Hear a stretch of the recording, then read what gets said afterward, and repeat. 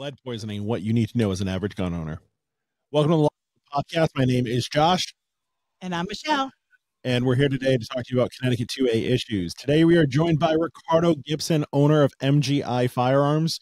Ricardo, why don't you give the viewers a little background about yourself? A little bit of background about myself. I'm a school teacher, 12 years. I've been doing that for, again, 12 years. Started my business 3 years ago, 2023. And it just took off. 2020. Oh, yeah, you're right. It's 2023 now. 2020, I started my business. It took off, and me and Josh were, bringing students in. I seen him. He looked like a good guy. Went up to him, talked to him. We had a great conversation. Since then, we've, done joint classes and always talked to each other about certain things and issues that are happening throughout Connecticut and the gun world. So what kind of classes do you offer, and out of like what area? Yeah, so I'm out of Waterbury. Classes I offer: Massachusetts, Rhode Island, Connecticut, Utah, Florida, and then a lot of private one-on-one classes, just refining your skills. Okay. So something I definitely don't do are those one-on-one classes. Yeah. I just don't have time for that. Yeah, and I just got certified as well, too, for the CCW. Yeah, the NRA CCW. The new instructor, yes. Yeah, and then Rhode Island is something I actually don't offer. That's tough from what I understand. Yeah, Ricardo goes through it with the students. I've sent people there because it's just not worth my time. Yeah. Again, running a store and classes at the same time and trying to have some sort of life. And a podcast. And a podcast now. There's only so much I can do at one point. And extra classes get thrown to the wayside. So, Ricardo, how long have you been shooting? Oh, so I'm fairly new, about 6 years. Yeah, so I wasn't really into guns in the beginning.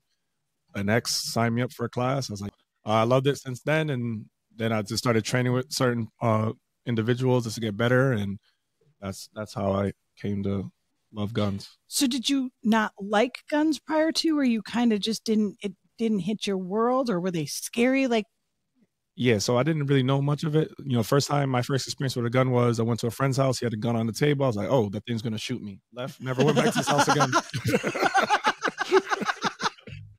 All righty then. Have you talked to this guy ever since? Oh, yeah. We're friends now. After I know about guns. Actually, he's taking some classes with me now. So. Yeah. Okay, my bad, dude. That's funny. Oh, my God. Yeah, that's something. That's a good one. I like that. So let's be transparent here. Like Waterbury, is that where a majority of your students come out of? Yes, a majority out of the Waterbury area. So okay. So we'll say, I guess, the word urban. Yes. Right. Yes. So how does that affect classes? Do you see that differently? Do you see like the different aspects of people like getting firearms for like different reasons? Yeah. So it's more of an uptick, especially since 2020 with everything that went on with George Floyd. People thinking that people are going to come and steal their toilet paper out their house. So you're like, you know what? I need to get a gun, protect myself. Now there's certain areas in Waterbury that are not so nice, so you need to protect yourself. So a lot of women of color have been getting their licenses. They make up most of my classes. Okay. Interesting. So you have a lot of women. Yes. It's majority women and sprinkled, a few men in there. Awesome. I mean, they look at Ricardo and they're like, Well, to coin the phrase, he's fine. So he's taken. Yes. Happy. So do you have, when you do your classes, do you have people coming in that think that they couldn't get a permit or were limited on how, like, what's made them change their mind? Is it just the criminal element and what's going on, or is it that they're finding out from friends that it's not as hard to do? Yeah, I think a lot of it is a fear of shooting. So a lot of times I talk to people, they're like, oh, if I shoot, it's going to snap back and hit me in my forehead. Okay. Or it was just frowned upon. Whenever it comes to firearms, it comes as like violence. So, someone, so you might know someone that, got shot. And so you're like, I want to stay away from that. I don't want to be in that world. And then they come to the class and they shoot and they're like, wow, I actually love this. And now they're doing it as sport. And people are like, oh, I'm going hunting. I'm like, Yeah. Oh, you from Waterbury, you going hunting. All right. Yeah. That's an awesome feeling. I've had that with my classes. They come in like white knuckled, look scared out of their mind when they sit in the seat, and you start getting into all the curriculum and the classwork stuff, and you see them kind of loosen up a little. Then they do the test, everything. They go to the range, and we're getting ready. We're packing up, and you all of a sudden see that fear come back across their face, and like, I don't know. But when they leave the range, they have a smile from ear to ear, and they love it. Yeah. That's the best as an instructor. Yeah. That is my wonderful aha. I love that moment. Yeah. So Ricardo and I originally met by back in 2020 when we were doing all those classes. Joe Porto, that was in a previous video. We talked about that. So same situation with Ricardo. Was doing classes at this range, met him, Joe, Peter Estrada. We were kind of like the main four that were there, 3 to 5 times a week on average. And then, sprinkled in random other instructors. So I got to know Ricardo. He meshed in really quick. He was really nice and polite, which was interesting in any gun, in the gun community in general. Yeah. And was always like eager to learn. Like, oh, what do you do for this? Like, oh, and then business stuff too, which was really interesting. So Ricardo and I, for Lock NLoad Firearms, we do that multi-state class, that Utah, Massachusetts, Florida combo class that we offer one Sunday a month, one Friday a month on average. So if you want to sign up for one of those classes on the Lock NLoad website, right under additional classes, those are there. And then check out our schedule for that. The main topic of this today is going to be lead poisoning. Something I'm pretty passionate about at this point. And Ricardo and I both have lead poisoning. Yes. From the many students that him and I have taught, and the, we'll say, poor range conditions in most ranges in Connecticut. There's not a lot of new ranges. I think the only newer one was, that's the Stratford one, or was it Bridgeport? It was a Stratford, but Stratford that burned down. Yes. So I heard good things about the filtration systems, but then the whole range burned down. So that's currently not up and running. A lot of ranges, indoor ranges, but this does happen outdoors too, don't have great filtration systems. And they're not all horrible.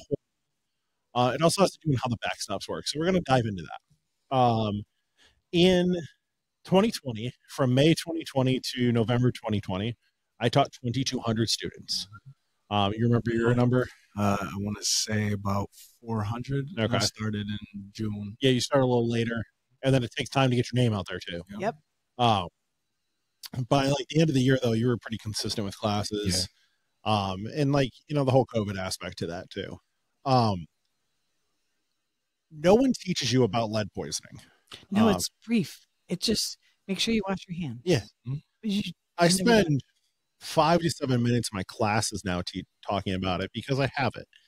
So how do you figure out if you have lead poisoning? Let's start there. Lead test, simplest way to do it. So when you have your annual physical with a doctor, you can ask for them to do a lead/heavy metals test. Just like you get your blood work for like your cholesterol or whatever. Same kind of concept, same blood draw. It's one extra vial. If they don't want to order it, or you don't feel comfortable asking them, that can be a thing. You can go to Quest, and I think the blood test is like $100, or at least it used to be 50. Is it? Okay, Yeah, it's cheaper. And you can do it yourself. You go right into like the Quest app or Quest website, and you can order it yourself. It won't get covered by your insurance if you have that, but at least you can go and get it and get your knowledge. So I knew my lead levels were high when somebody like told me about it. And so I've been checking them ever since. And I started talking to my main doctor about finding like a specialist for this. And she had no clue, like absolutely no clue. There's lead specialists for babies for like lead paint. Michelle's giving me a confused look for like lead paint. No, I understand. I just find it odd. But there's nothing for adults here. Wouldn't that follow across? She contacted the state to even find out. And there's nothing for adults. Because adults don't eat lead paint. Yeah, I guess not, or don't work with heavy metals. Which is so Ricardo, sometime in 2022, maybe late 2022, told me about this guy named Barry. Barry, yep. And that they had a lead medication. So like I've done a little research on there. There's an IV treatment called chelation therapy. And that helps remove heavy metals from your blood or from your body into your bloodstream, so then you can filter them out. So let me ask you a question before you go any further. Yeah. So once you have lead poisoning, does your body automatically disperse that and get rid of it over time, or does it live with you once you have it? What happens is it gets stored into your cells and starts to degrade your cells. Okay. And destroys your cells. Mm-hmm. Lead poisoning symptoms. So maybe you guys are like, do I have lead poisoning? My symptoms, and this can vary from person to person. We'll see what Ricardo's are here. At my peak, I had horrible headaches. Migraines is what you probably call them. I had utter fatigue. It did not matter how much caffeine I consumed. We're talking like 1,200 milligrams of caffeine. It doesn't matter how much I slept or didn't sleep. I literally tried everything. Was exhausted all the time. Irritability / like mood swings. That happened. That's different than now? Yeah. Okay, just checking. I'm just cranky because people are dumb. And my personal favorite, sarcastically, you know when you had growing pains as a kid and like your leg hurt? Yeah. Right? I know that was a long time ago for Michele. It was. Yeah. My entire skeleton ached like that. Every bone in my body physically hurt from the inside. So when you were diagnosed, when they did your levels, were you super, super high, or were you just high, or were you just slightly high? So that, like, no, the reason I'm asking is because if your whole skeleton hurt like that, is it because you were off the charts high, or is it just the way your body dealt? Unfortunately, the lead test only covers the lead in your blood. It doesn't cover the lead in your cells. Oh. So once we had our base level. So when I started taking this medication, which we'll get into in a second, we started with our base. So we did a blood test. And it showed me my lead levels. After 3 months of taking this medication, it showed me my lead levels again, which were stupidly high. But during that, I was actually taking too much medication, and it released too much lead from my cells at once. And that's what caused those really bad symptoms. Oh, so they're not constant. Yeah. So I was getting back into my bloodstream, which was good because then I can get it out of my bloodstream and filter it out of my body. But that was really bad. So any different symptoms?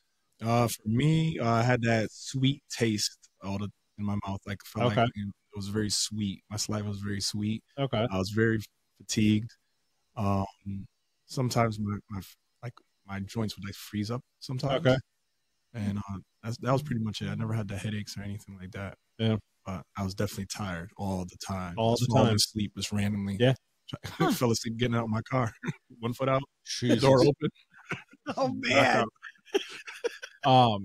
So Ricardo started, he knew Barry, I guess, for a while. Yeah, I knew Barry because I played football in college, and his son played with me. Okay. So Barry has a business partner, Dr. Jakes. Jakes, yeah. And they developed, basically take the chelation in a liquid form and put it into a pill form. Oh. So you don't have to go get a needle stuck in your arm. And you do it kind of, at home on your own. You just pop in a pill like a vitamin. Right. And what it does is it releases the lead from your cells back into your bloodstream, and then you filter it out just like you filter out normal things. But it doesn't just remove lead. It removes a lot of minerals too. So on the off days, you take what's called a mineral restore. So let's go back to the blood work. I don't know if you looked into it at all. I know you have like insurance, and probably a lot better than me. I have self-employed insurance, so it sucks. So I called up my insurance because the doctor is in Florida. So that's out of network. But they ordered the blood work through Quest, which is in network for me. So I called them up, and it was $6,600 worth of blood work, which at the first time my insurance covered at $60. So not bad, right? $60 copay. Cool. Second time, it was about $400. And how often did they test you? I'm due for another, but my insurance will switch in the middle of November. So I'll be waiting until that to do my new. So it's like, is it like in every 3 months? Every 3 to 4 months. Okay. Until you're down to what's a normal level. They are checking for more than just lead in there, though. They check your cholesterol in general, your testosterone, and a ton of other things in there. It's not just that. It's also a urine test as well, because they want to see how much you're filtering out. So that's how you filter out the lead, is through your urine? Yeah. I was wondering. I'm sure it goes out another way too, but I don't think there's a way to test that. Just, the number 2. Through your pores. No, I got yeah, where you're that too. Why you sweating? Yeah. that too. So, Okay. have you done the blood test recently? I haven't done it recently. Okay. But last time I checked, when I first started, I was like 35.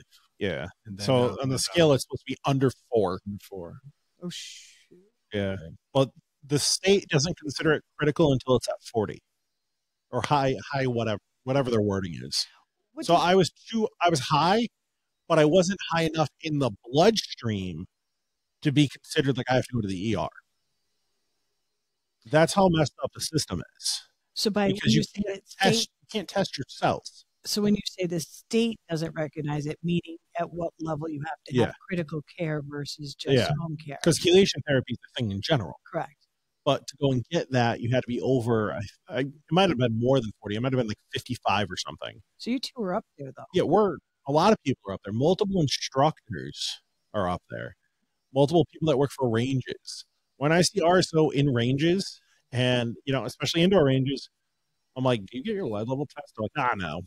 Well, because it's the air breathing in, it's all that, but you also just touching, handling, like, my husband being working on guns, and doing gunsmithing, just shooting, handling ammo, loading and unloading magazines and stuff like that. It's all of that. And then if you just put your hands on your mouth, put your hands on your face, plus it just absorbs anyway. I have hair loss in the front here from lead poisoning. That range that summer was stupidly hot. Their air conditioner never works. So you sweat, right? And load ammo, not even think about it and go like this and push my hair back. Yeah. Hair's good everywhere else. I'm like right here, all the way back, solid. Parents don't have hair loss. Right in the front there, from that. Wow. Yeah. Didn't even know it. I take medication for that now too. Huh. So things you don't even think about can happen from this. Yeah. So once I started seeing the doctor, started taking the medication, I went full on de-lead mode. Mm-hmm. So I bought de-lead hand soap for the store because that makes sense. I religiously wash my hands when I leave the range, like everywhere from my fucking elbows to my fingertips here, because they have de-lead soap at the range. I use de-lead laundry detergent, body wash, and shampoo. Oh, wow. They make everything. And it's concentrate, so you mix it in with your normal stuff. Yeah. It was like a gallon jug. I have just now gone through the laundry detergent after about a year and a month or so. Okay. So it lasts a while because you mix it in with your normal stuff. You read what you do. But that, I think, has also helped too because, like, my clothes, right? So, like, I go to the range and this shirt's on. Say I don't change right away. Say I just go to the gym. Cool. Anything that's on here and you sweat at the gym, now it gets absorbed into you. So always change my shirt too. And regular laundry soap will not take that out. Regular anything won't take it out. Regular soap won't. Yeah. Regular soap doesn't even help. See, and people don't know that. No. People think they go home and they wash their clothes, they're good to go. What every person should do that goes to the range 2 times a month, they should go on Amazon right now and get the de-lead wipes, just like Clorox wipes. They make de-lead wipes. So you don't want to have, soap on hand, whatever. The de-lead wipes do the same thing. They're a little more expensive, but if you're at an outdoor range, you belong to a club, there's not a bathroom around or there's a porta potty or something, like the de-lead wipes will get that lead off of your skin, off of your hands, and that helps. This can kill people. And people don't know that because the gun community doesn't talk about it. Agreed. Not in any instructor class I've taken or basic class I've ever taken has ever talked to me about lead poisoning. So, Ricardo, what have you changed since? Like, do you use all the soaps and stuff too? Yeah, I have the body wash. I use the soaps, and then I wear a mask when I go to the range. That's the other thing. I have a mask, a respirator, like a paint mask, except the lead filter. I don't use that. And my only reasoning for that is it sounds like I'm Bane from Batman. And you have nervous students who are wearing ear protection for the first time. And now I have to scream through this to get through their ear pro. Yeah. So I find it not as effective. I do move a little bit more with the range. So like if I'm students here and I'm right next to them, if I see a poof of smoke coming back at me, I move over so that poof of smoke doesn't go into my face. Yep. And that's just a simple thing. But then I go in heavier with all like the washing aspects to it. Okay. Use the laundry detergent. No, you should. Now I'm definitely going to use that. So, and I use gloves too. I use black gloves. Okay. Some black gloves. You know, I haven't thought about that. Disposable ones. How is that with loading 22s though? I'm pulling out the side thing, just dropping. Yeah, okay. Because the 22s you can cheat. Yeah. Yeah. Well, yeah, little Glock 44s. So black gloves are different than another glove? Nah, I just look cooler. Yeah, right. Go get those ones up and smack. Yeah. Students are like, what the hell's going on? Wait a minute, we were shooting, weren't we shooting? That's not a bad idea though. Okay. Yeah. Right. So, Interesting. if you guys think you have this, so let me go to outdoor ranges really quick. That's how Barry got lead poisoning. From outdoor ranges. He got from outdoor ranges. And now Barry shoots a lot. Barry owns a lot of guns. But he got it from an outdoor range. So if you're just like, oh yeah, I belong at my club, I shoot outdoors, it doesn't matter. It's handling the ammo. It's being around that. It's touching your guns. It's cleaning your guns. Do not clean your guns on your kitchen table where you eat. That is moronic.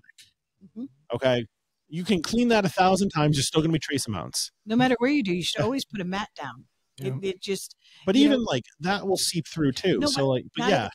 But anywhere you do it so that it's safe, you roll it up and you put it in with all your gunsmith stuff. Yeah. Or, your gun cleaning And stuff. people will just clean out their kitchen table and then they'll eat dinner. Like, what are you doing? Because that's where it's all embedded in there. Yeah. Yeah. It boggles my mind. And again, you're not taught this.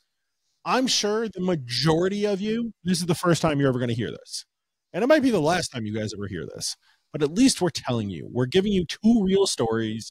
And again, there's other instructors. Joe that was on this too. Peter Estrada is one of them. And a lot of people that work at gun ranges. So if you guys want to go and get your blood tested, please do so. Get that done so you know at least what your base levels are or what you're starting at, and then do it every year. I tell that to new shooters. I'm like, hey, next time you go to your doctor, get your blood tested. And then in a year from now, once you've started practicing with guns, go get it checked. So at least you have that starting point. People that are already in the field. If you work like in a CNC machine shop, where you work with heavy metals in general, your levels are going to be there. And they're going to seriously damage you. I'm engaged. Ricardo's engaged. There's reproductive issues too. Mm-hmm.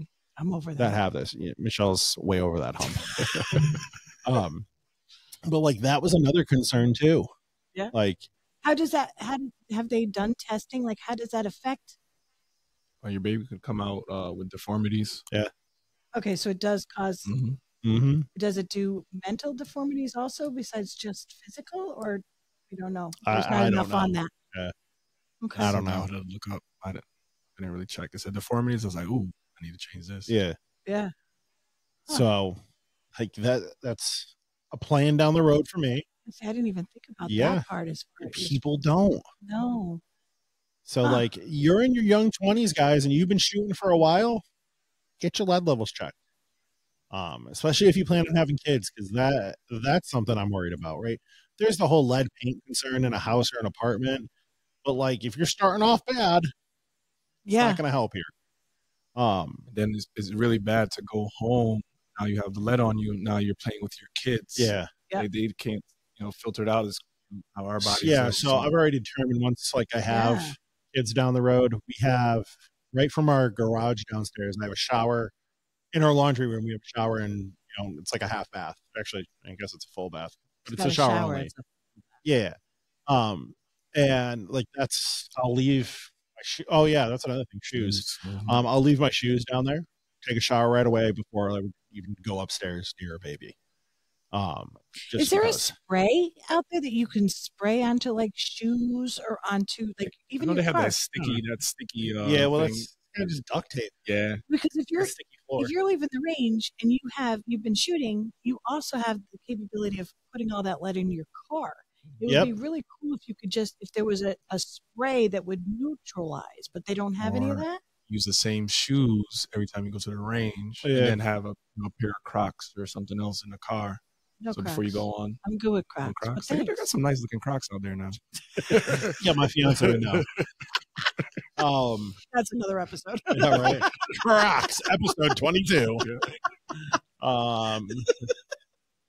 That's not a bad idea. I'm sure you can make it though, right? If you made like a spray bottle with like the hand soap, okay, right? Or I don't know, either of them that's like less slippery. So maybe I don't know. Well, see, the problem is you wouldn't want it to be soapy and sudsy. Yeah. You'd want it to be diluted enough. But you just do it enough and like the Febreze spray kind of. Yes, exactly. Okay. Something is what I'm looking at. Just yeah, but you can make that. You can make it into a spray bottle. Do a different like water to soap ratio. But would it dilute out the ability to neutralize because you're diluting it too much? That's where I'm. I think going with the Ricardo method here, and I'm going to take it one step further, is the shoes. So like I have hardwood, so that's a bit easier to clean than carpet. Mm-hmm. Like carpet that's definitely going to stay in there longer. But I think we're going to start swapping shoes. Yeah. Like I'll leave them in my trunk. I'll get like a plastic container, so then it's not in the carpet of the trunk, and then do that. Mm-hmm. Because like you're walking on brass, definitely lead traces on the ground. Mm-hmm. So that's a thing too. Going back to indoor ranges, because I just thought of this, unfortunately. I try to keep on topic here, but it's the backstop that makes the difference too. So, and I don't want to name names, and we're not going to.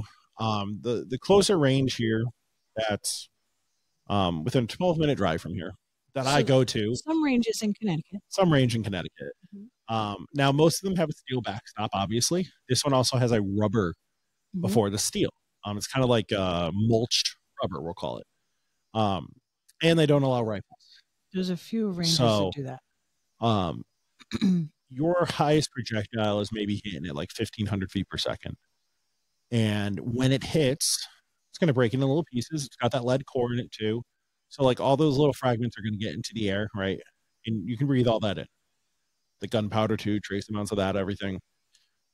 Other ranges have just a straight steel backstop, and they allow rifles. So your AR-15 round, your 223 5.56 is hitting at 3,300 feet per second at 70 feet.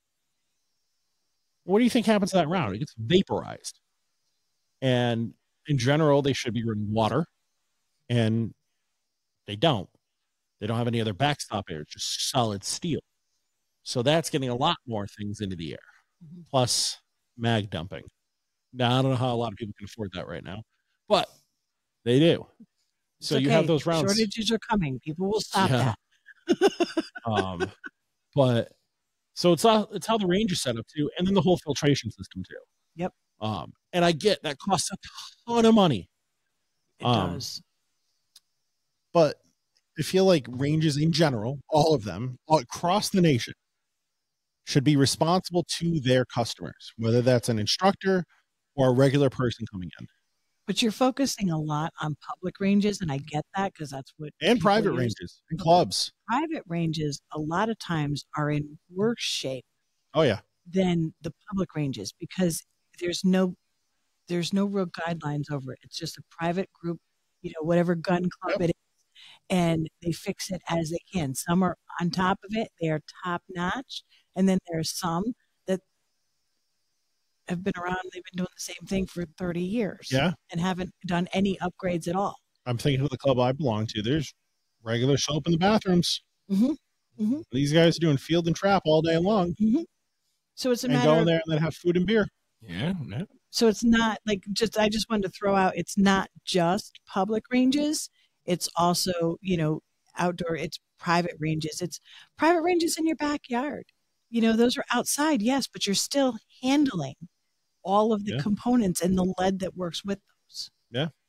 I mean, even getting new guns in from wholesalers, most guns, I don't know if all, but most are test fired. And so they ran, 2 to 5 rounds through it. and There's residue. There's residue right in the chamber there. And guess what? I got to handle the gun. I got to read the gun to log it into the system. I got to, and then I'm doing that on my keyboard. Oh, guess what? I go wash my hands afterwards, and then I have lunch. And then what do I touch? My keyboard. That's where this spray would come in really handy. Yeah. we need to work on patented already, guys. Let be gone. Oh, wouldn't that be awesome? Let it be gone. I want it to have a citrus smell, though. Okay. No smell or citrus. The citrus is probably pretty easy. Just like jam an orange in there. We'll be fine. A whole orange. Just put it in there. Okay. You wanted citrus? I suggested an orange. Okay. I like lemon better, but that's okay. Well, that's fine. We'll make 2 versions. Okay. Lemon Michele and Josh Orange. Okay? Yes.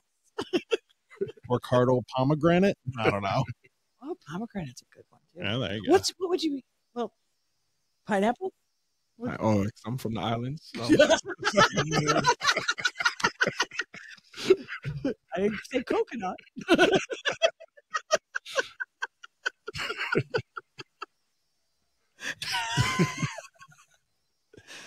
Anyways, just have it fun, boys and right? girls. Anything else to add on? Anything else to add on the lead aspect? No, not anything off the top of my head right now. So, Michele, any other questions? Because I just keep throwing questions out Yeah. because I've never been tested, and talking to you, I've been thinking, okay, next time I see the doctor, I think I'm going to ask to be tested. don't wait for next time. Go make an appointment at Quest. Yeah, okay. Matt's going next week, so I'll have him tested for this just because, we've been in the industry and handling guns. And I've been teaching for 12 years, 10 years, lots of years. A lot. That memory's starting to fade. I was at RSO. Do you know? RSO. I guess early or Alzheimer's can also be linked to lead. I don't memory have loss. Yeah, memory loss. Alzheimer's. Memory loss. I That's another one. definitely had memory That loss. is another one I definitely too. had some memory loss. Not to pump Joe Rogan here, but I started taking Alpha Brain. Is that a Gobi? Yeah, it was something like Joe Rogan was doing it, right? It works. Productivity, great. Yeah, you were telling me about that because I had my own issues prior to all this. So Yeah, we know. I love you, Josh. Yeah, sorry, dude. So anyways, about Matt getting tested. Yep. So he's going to get tested. I think I'm probably going to send my kid to get tested. I was just going to say too, that, yeah. because just with what she does with handling the firearms at the store and doing authorization numbers and everything, we handle this stuff all the time. And you don't think about it because you're not actually shooting, but there is residue on all these used guns coming in, new guns going out, handling. Especially a lot of rifles. Mm-hmm. A lot more powder in there too. Mm-hmm. All right. No, that works. All right, guys. I hope you enjoyed this podcast. I think what I'm going to do is in our link tree, I'm going to make a little shopping list for Amazon and put all those items in there. So you guys can go and find them because that's where the list can be found. Oh, You gotta learn how to do the TikTok thing. TikTok shop. Yeah. There we go. Michelle's like, what's that? It's okay, Michele. We're going to put the link in our link tree there. So you can go to that little shopping list there and see the D-LED stuff that's in there to go and protect yourself. If you guys have any questions on this, make sure you put it in the comments of wherever you're watching this, either on YouTube, Instagram, Facebook, Spotify, or Amazon Music. Obviously, those last two, you can't add questions. I think you can on Spotify. But in the other ones, make sure to ask those questions. Ricardo, anything else today? Oh, thank you for your time. All right. So, again, this was sponsored by Lock NLoad Firearms and Patriot Wear Holsters. My name is Josh. And I'm Michele. And Ricardo. And we'll see you guys next time. Bye-bye. Bye, guys.